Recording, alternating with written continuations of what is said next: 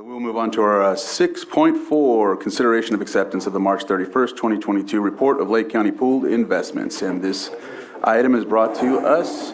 We'll let our interim CAO, Susan Parker, introduce it and give who she needs to give the baton to from there. Yeah. I'll just wait.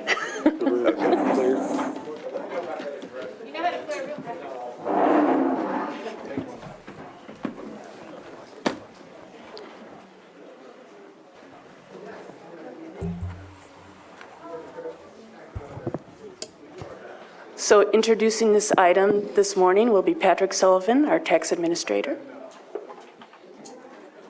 Good morning. If it would please the board, I'm going to go ahead and turn it over to Carlos Oblitas from Chandler Asset Management. He's here to present a report on the pooled investments for the county. Good morning, supervisors, and thank you very much for inviting me over to update you on the investments. I want to just give you some highlights on what's happening on the economy, which is driving the investments, and then I want to highlight the investment. I won't take more than 5 minutes of your time. This will be quick and brief. If we can turn to page 5 on the presentation that's up on the board right now, there's a couple of charts that show you what's going on with inflation in the United States right now. I think everybody in this room is familiar with what's happening with inflation. We're all paying more for food and energy, for gasoline at the pump, for goods and services. Prices are going up. There are a number of reasons why this is happening. The chart on the left-hand side will show you Consumer Price Index, which is a commonly used measure for inflation. It's the highest that it's been since 1981. That's the early Reagan era. We're now at about 8.5%. So very high, very elevated. A number of reasons why. You remember that coronavirus shut the economy down. To restart it, the government pumped a lot of money into the economy in the form of the CARES Act, about $5.5 trillion. That in and of itself is inflationary. It increases the money supply. Additionally, we had monetary stimulus from the Federal Reserve. They lowered interest rates, made it cheaper for people to borrow to spur on economic activity, and that in and of itself, if they let it go long enough, is inflationary. We also had labor dislocations, people quitting and moving. That causes costs for businesses, which raises prices. They get passed on to us. We've had supply chain disruptions, which we talked about the last time I came. Very difficult to get chips right now, cars, things like that. We have a war going on in Eastern Europe, regrettably, which is putting price pressure on energy supplies, on wheat, on minerals. So all these things are pushing prices up in the United States. So why am I going on all about that? If we turn down to page number 12, the net result of this for the bond market is that this pushes interest rates higher.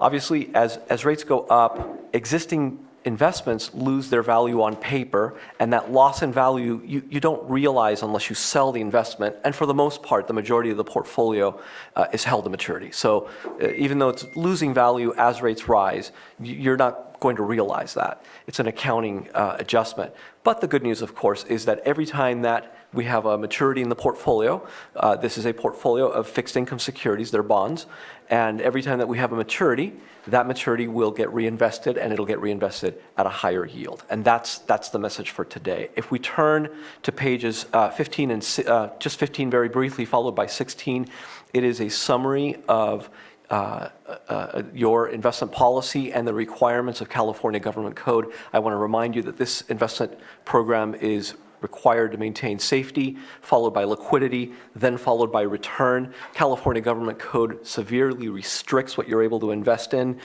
You can only buy bonds. These are interest-bearing instruments. They're debt securities. You're lending money out and you're getting paid interest, and essentially is what's happening. Everything is in compliance, and that's good news. It's important that you follow the law, and you do. If you turn to the next page, page number 17, you'll see an overview of the consolidated portfolio. As your investment advisor, we manage about 2/3 of this, maybe a little bit more than 2/3 of it. The remainder is in the bank, and it's also in investment pools like the state pool, local agency investment fund. But right now, your investment program is valued as of quarter end, not right now, but as of quarter end, at around $430 million. It's definitely elevated because that's right after property tax collections. As you're aware, they came in December, and then of course they came back in April, the month after this. Some of that money will go back out out again. They're pass-through payments that go back to the schools for expenditures that the county has and any other needs that the participants of the pool have.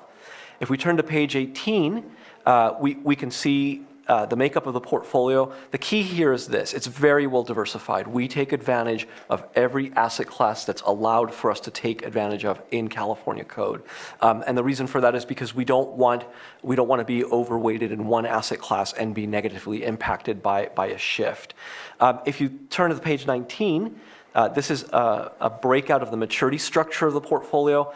You're in the green. The gray is 3 months prior as of December 31st. So the green is March 31st. You can see that you still carry considerable liquidity. There's a lot of money coming due quickly, and that's good for you because that money, the money that doesn't get spent out or taken out by participants, will get reinvested, and it'll get reinvested at higher yields. It will end up moving your average yield up.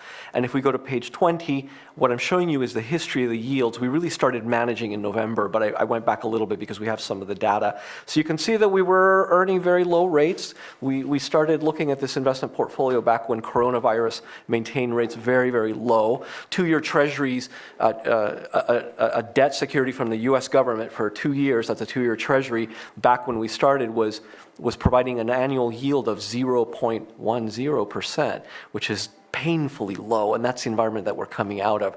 That same security today, if you were to purchase it, is somewhere around 2.6%. So the rise in rates has been significant. Again, that has a dual impact. The value of the bonds on paper comes down. You don't realize that value unless you sell the bond. For the most part, we don't sell, we hold the maturity. But when it does mature, we will reinvest it, and it'll get reinvested at a higher yield. That is the messaging for today. I think the key takeaways are everything is in compliance, it's well diversified, we maintain constant communication with the county in terms of its needs, and I think that we're on our way to seeing higher interest income coming into the portfolio. I'll pause with that and take any questions you may have. Supervisor Sabatier? Thank you very much for giving us another quarterly, and good to see that we're still increasing. You're doing exactly as we discussed in our ad hoc committee to slowly make the maturity time frame expand, but not go full bore to the 3-year or 5-year. I forget what our maximum was that we had discussed. But I'm seeing exactly the strategy that we had dictated and approved here, and that it's happening. There was just one thing that I would like to ask you. We got an executive order from the governor to ensure that none of our money was going through anything that was connected to Russia. Hoping that possibly in the future, and maybe you can speak to it today, that we can maybe get some kind of memo that says it's been reviewed and nothing is connected. It should be an easy template letter, and obviously you know who you're dealing with, but I'm seeing international banks on there and things like that, and I just don't know.